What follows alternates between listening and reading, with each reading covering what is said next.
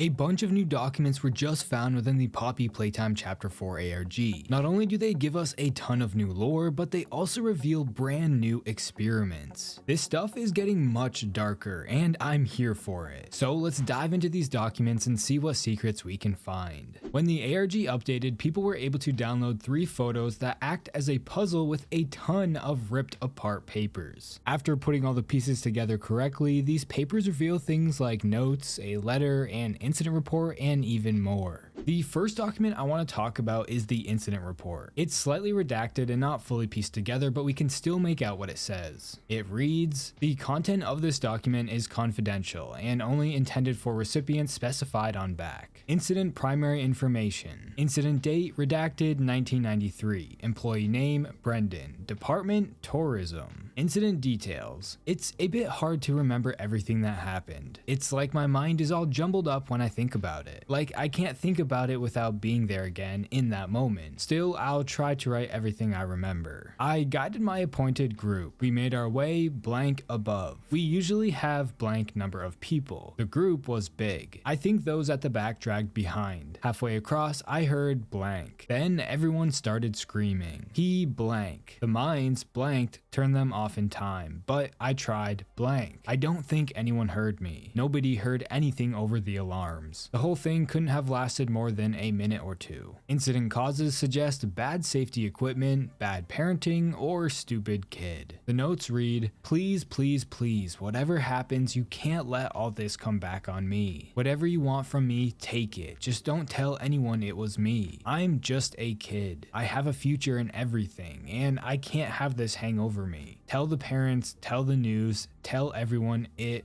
wasn't my fault." I know this is super hard to read, but like I said, it was ripped apart, so this is the best we have. It seems like Playtime Co. was hiring kids or young teens to do simple tasks around the factory, like giving tours. Brendan must have been one of those kids hired, so he was giving a tour to a larger than normal group. Because of this, the ones in the back dragged behind a little too far, which led to something bad happening. You almost feel bad for Brendan considering he begged them not to tell anyone it was his fault. He's just a kid with a whole future ahead of him. This kind of shows how careless Playtime Co. really was. Why give a big responsibility like this to a kid when you know you have secrets to hide? I'm sure we will learn more about this incident and Brendan later on. But what I think is more interesting is that Playtime Co. had mines set up. Yes, you heard that correctly. This was even pinned in the Poppy Playtime Discord server. So I guess Playtime Co. is using mines to keep the toys from escaping, or something like that. Honestly, I would never expect to see something like mines being used in this story, but I'm here for it.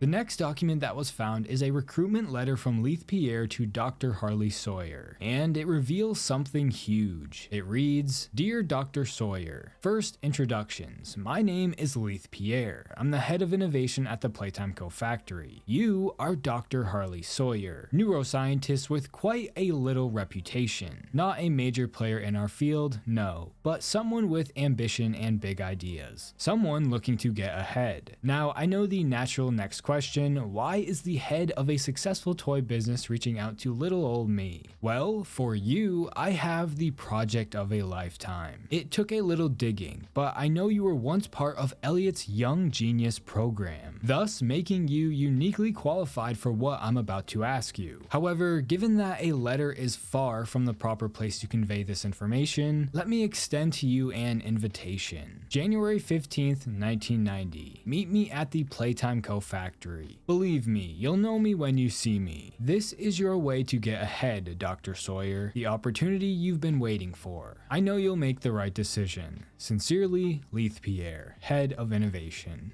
Now, what was Leith going to ask of Harley? It was to be a part of the Bigger Bodies initiative, or rather be the head scientist for it. But this also reveals that Harley was a part of Elliot Ludwig's Young Genius program. This could mean a bunch of different things, but we still don't know exactly what this program was for. That being said, I'm not going to speculate too much yet, but a lot of people think that this program was for Playtime Co. to train or hire kids to become staff, or scientists if you will. I could see this being true, but also not true, so I'll let you decide on that one. Harley was obviously an extremely smart kid considering the scientist he turned into. Was this because of the Young Genius program, or did he become a scientist after? after it. I don't feel confident making a decision yet, but now we at least know more about Harley's past. The next set of documents found are testing notes from something called the Special Projects, and I'll go through them in numerical order. The first note is for experiment number 1015. It is slightly unfinished, but we are still able to understand what it's saying. It reads, Experiment 1015. Tags archived play care. H. Sawyer. Our understanding of neuronal reactivation is part or whole wrong. Systemic tissues seemed initially promising, but yielded no results. Subject shows no brain activity of any kind. Another failure. I've blanked something about innovation. After all, we are dealing with a field so new it has no blank. Okay, so like I said, while a few parts are missing, we can still piece this together. Whatever experiment 1015 was, it turned out to be a failure. Neuronal reactivation is the process of reactivating memories in the brain, meaning the scientists were trying to get the experiments to remember who they once were. However, of course, as we already know, this never worked. The experiments do not remember their past life. It's also interesting how they mentioned we are dealing with a field so new, meaning even the Playtime co-scientists were unsure of what exactly they were doing and how to do it properly. These experiments were new territory for all of mankind, as crazy as that sounds. I mean, after all, there are over 1,000 of them.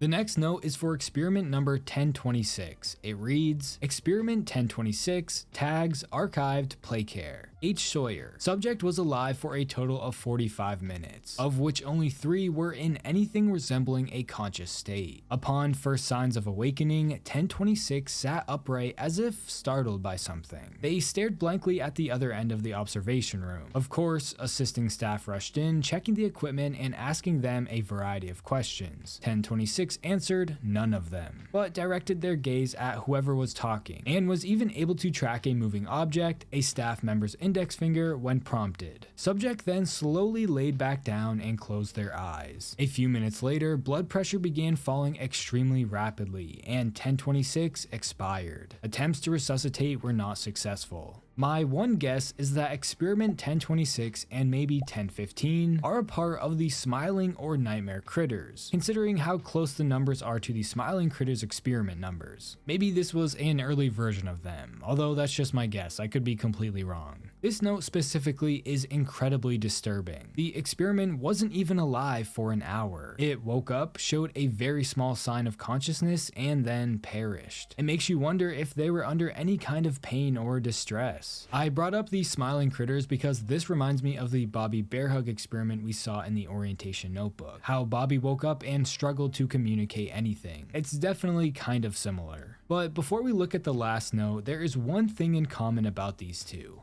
Their tags. You'll notice there is no Bigger Body Initiative tag. Keep this in mind. The last experiment note is for number 1160, a number that might sound familiar. It reads, Experiment 1160, tags Bigger Body Initiative, play care. H. Sawyer. No longer must we be tied to the size of blank, our test subjects. 1160 represents an entirely new approach to the project and is the proof that blank won. He will be the first of this new initiative, the first of these bigger bodies. If we continue to improve our procedures, there will be another benefit as well. Leith and his money men will be placated. They will have their investment and see money saved, and I will be able to continue my work. Promising, very promising indeed. Now, we do not have 100% confirmation of this, but it's heavily suggested that experiment 1160 is Boxy Boo. As said by Harley Sawyer himself, he was the first of many. How his very existence opens many new possibilities, just like what was said in this note. Boxy Boo was the first successful bigger bodies experiment, meaning experiments like 1015 and 1026 were not bigger bodies, rather smaller experiments the size of their toys.